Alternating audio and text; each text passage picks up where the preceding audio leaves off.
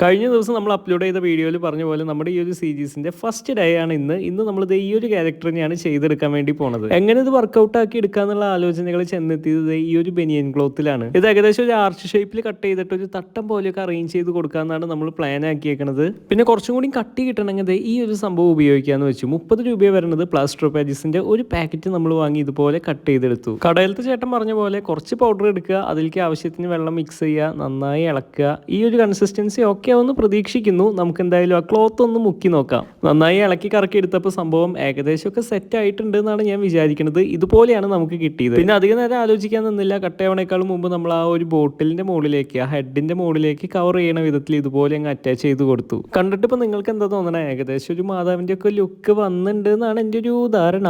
എന്തായാലും ഇതിൽ കുറച്ചും കൂടി കാര്യങ്ങൾ ആഡ് ചെയ്യാണ്ട് അത് ഇന്ന് ചെയ്യണില്ല. ഇത് നന്നായി ഒന്ന് ഉണങ്ങണം. അപ്പോൾ എന്തായാലും ഇതിന്റെ ബാക്കി കാര്യങ്ങളൊക്കെ വേഗം ചെയ്തിട്ട് ഞാൻ ഡേ 2 അപ്ലോഡ് ചെയ്യാം കേട്ടോ.